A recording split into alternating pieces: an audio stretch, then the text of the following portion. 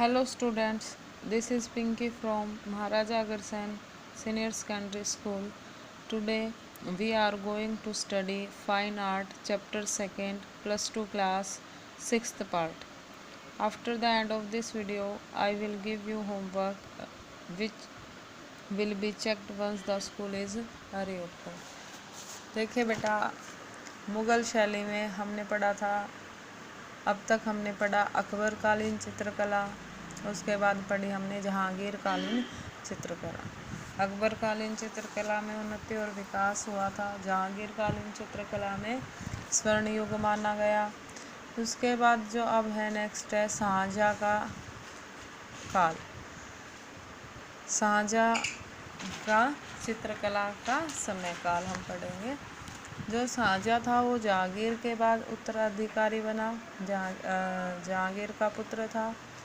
तो उसके बाद जहांगीर के पश्चात जो शाहजहाँ था पूर्वजों की अपेक्षा कट्टर था।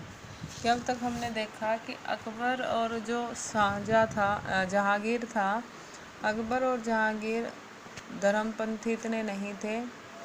सभी धर्मों का सम्मान करते थे वो, चाहे हिंदू है, चाहे मुस्लिम है, चाहे सिख है, चाहे ईसाई है, किसी भी धर्म का है, सभी धर्मों को वो अपनाते थे। सभी धर्मों का सम्मान करते थे और उनके समय में सभी धर्मों का क्या होता था, आदर और सम्मान होता था। लेकिन जो शाहजहाँ है वो अपने पूर्वजों की तरह ही क्या था, कट्टर था। चित्रकला और चित्रकारों का सम्मान करता था। वास्तव में स्थापत्य कला को अधिक महत्व देता था। स्थापत्य कला कौन सी होती है?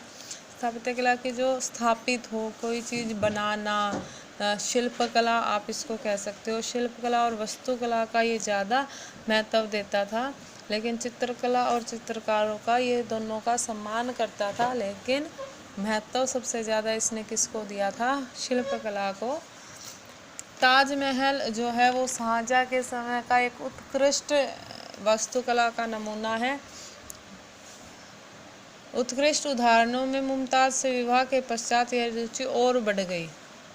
उसके बाद जब शाहजहाँ का मुमताज़ से विवाह हुआ तो उसके बाद शाहजहाँ की रुचि इस कला में और भी बढ़ गई। तो उसके बाद इन्होंने मुमताज़ महल या ताजमहल बनवाया था।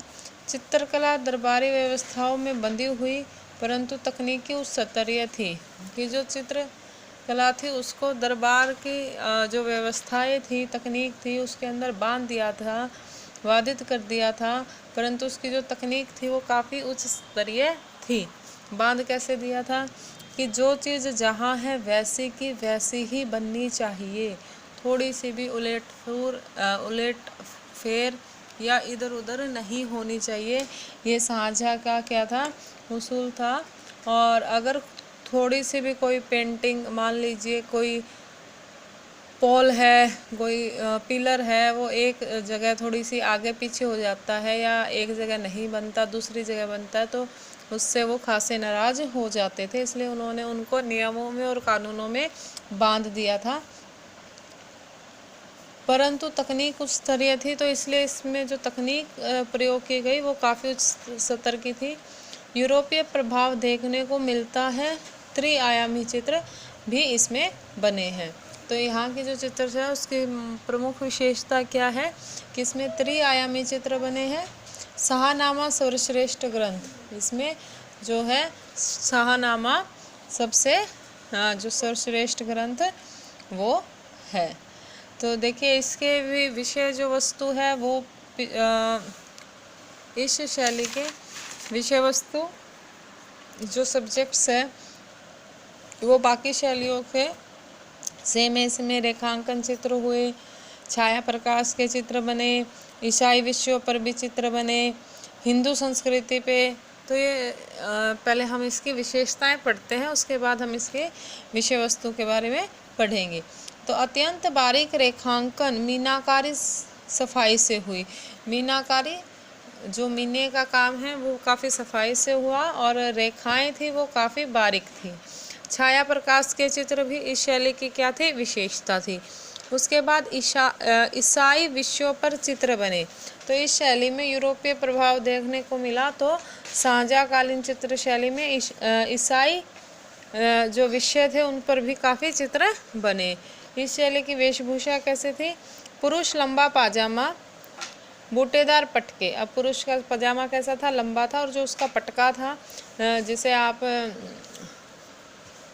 पटका बेल बूटेदार था, कढ़ाई वाला उसका पटका था। अंगोछा जिसे आजकल हम कहते हैं। स्त्रियों का पारदर्शी दुपट्टा। मुगल जितनी शैली है, स्त्रियों का दुपट्टा होगा ही, चेहरे पे जो दुपट्टा होगा, लेकिन चित्र है तो इसमें पारदर्शी दुपट्टे का प्रयोग किया गया। सिकुड़ा हुआ पायजामा या पायजामी जो है उस तरह से, मतलब कम भीड़ा पाजामा, बेल बूटेदार आलेखन, और उसके ऊपर क्या लिखा हुआ था, क्या बना होता था? बेल बूटेदार उनके जो कमीजों पे कढ़ाई होती थी। हिंदू संस्कृति का पूर्त समाप्त। इसमें जो हिंदू संस्कृति का अब तक हमने देखा मुगल शैली में कि हिंदू संस्कृति का टच हर जगह आ ही रहा था, लेकिन इसमें पूरी तरह से समाप्त हो गया था।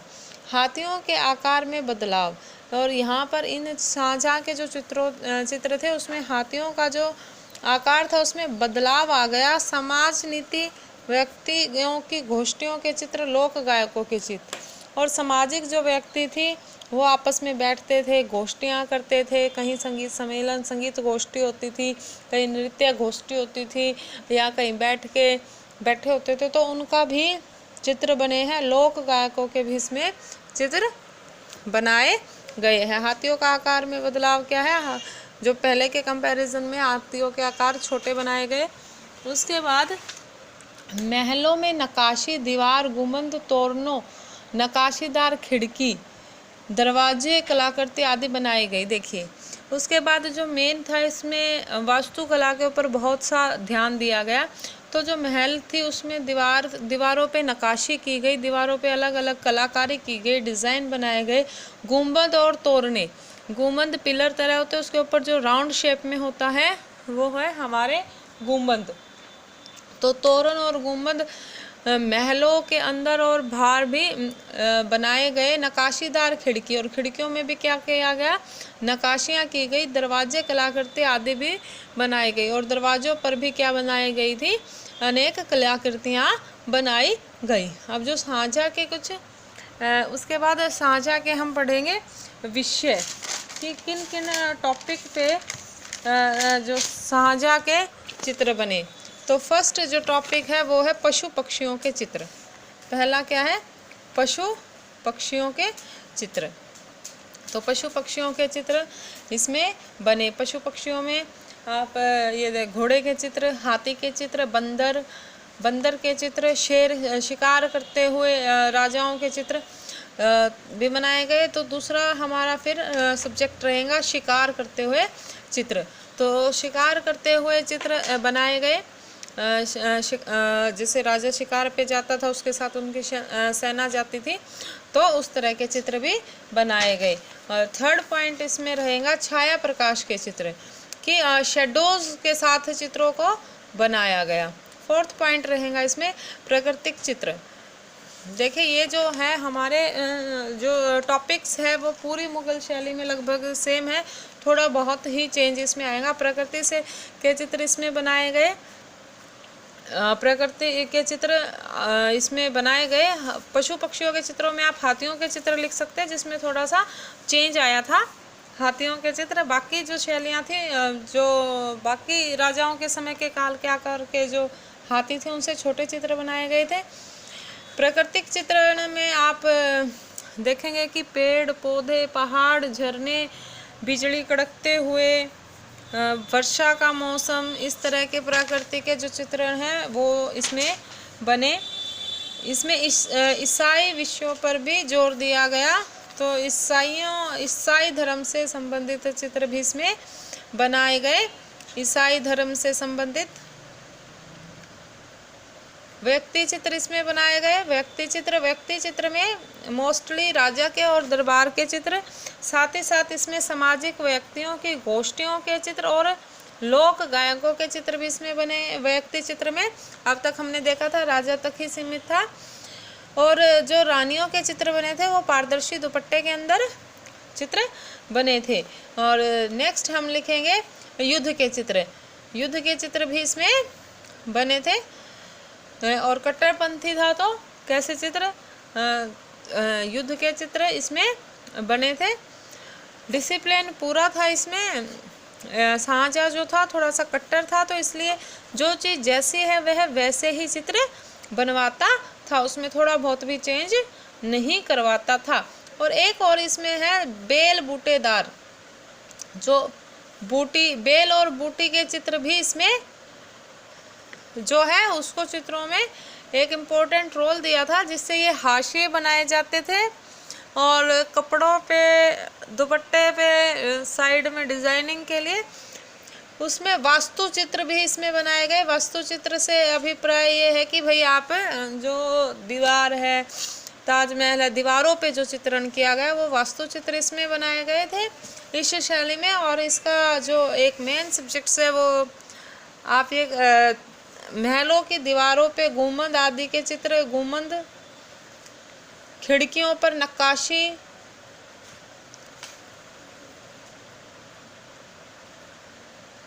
राजमहल के, घरों के, राज दरबार के ऐसे चित्र भी इसमें बनाए गए थे। ये है इसके सब्जेक्ट्स। अब लास्ट में कुछ मेन पॉइंट्स हम इसके कर लेंगे जो हमने अब तक नहीं पढ़े, एक्स्ट्रा है। आकृति चित्रण और रंग सामंजस्य में कमी आ गई। तो यहाँ पर क्या है, आकृति के जो चित्रण की जो आकृतियाँ थी, शेप्स में डिफरेंस आ गया, और जो रंग है, रंगों में भी काफ़ी जो रंगों का कॉन्ट्रास्ट है उसमें डिफरेंस आ गया था। रेखांकन और बॉर्डर में उन्नति, लेकिन रेखांकन जो रेखा चित्र थे वो और बॉर्डर, हाशिए भी आप इसको बोल सकते हो, उसमें उन्नति आई। शाहजहाँ, जहाँ पर व्यक्ति चित्र है, शाहजहाँ को अपने चित्र बनाने का बहुत ही शौक था और वो उसको देवी प्रतीकों वाली अपनी तस्वीरें बनाने का काफ़ी शौक था, जिसमें सिर के पीछे रोशनी का गोला, जैसे हमारे देवी देवताओं के सिर के पीछे एक ऊर्जा चक्र जो बनता है, वो शाहजहाँ अपने चित्रों के पीछे बनवाना पसंद करते थे। उसके बाद शाहजहाँ का एक विख्यात जो चित्र था वो सूफी नृत्य करते हुए दिखाया गया है। वो चित्र शाहजहाँ का काफ़ी प्रसिद्ध हुआ है, विख्यात हुआ है। और प्रमुख चित्रकार कौन से थे इनके? अनूप, मीर हासिम, मोहम्मद फ़कीर उल्लाह, मुरार हुक्म, मोहम्मद नादिर, चिंतामणि, गोवर्धन विचित्र। चिंतामणि, गोवर्धन विचित्र, ये थे इनके प्रमुख चित्रकार। और इस शैली के प्रमुख जो चित्रित ग्रंथ थे वो थे बुस्ता, बुलिस्ता और शाहनामा। अब चित्रण विधि, यहाँ के जो चित्रण विधि है वो शाह कलम जिसको कहा गया है, शाहजहाँ के काल में जो चित्रण विधि हुई थी शाह कलम इसको कहा गया है। और कई बार अलग से 2 मार्क्स के क्वेश्चन में ये आ जाता है कि शाह कलम क्या है। तो चित्र काली रेखाओं से चित्रित किया जाता था। रेखांकन चित्र पे जोर था ही इसमें और उनकी काफ़ी उन्नति हुई है। तो जो काली रेखाओं से चित्रण होता था जिसे शाह कलम चित्र बना शाह कलम चित्र कहते हैं।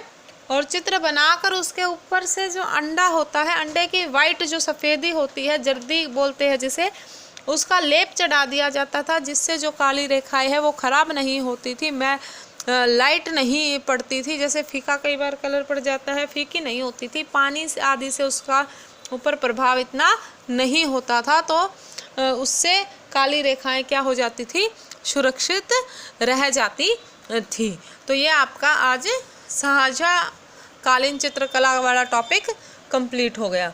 तो आज के जो आपका होमवर्क रहेगा, क्वेश्चन फर्स्ट, शाहजहाँ कालीन चित्रकला पर एक संक्षिप्त नोट लिखिए। सेकंड, शाहजहाँ कालीन चित्रकला के प्रमुख विषय लिखिए। थर्ड, शाहजहाँ कालीन चित्रकला की विशेषताएं लिखिए।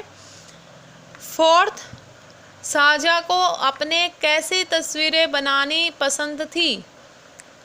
फिफ्थ, शाहजहाँ कालीन प्रमुख चित्रकारों के नाम लिखिए। सिक्स्थ, शाहजहाँ का कौन सा चित्र सबसे विख्यात हुआ। सिक्स्थ, शाहजहाँ कालीन प्रमुख ग्रंथों के नाम लिखिए।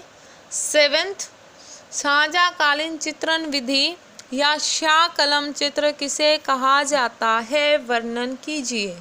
Thank you.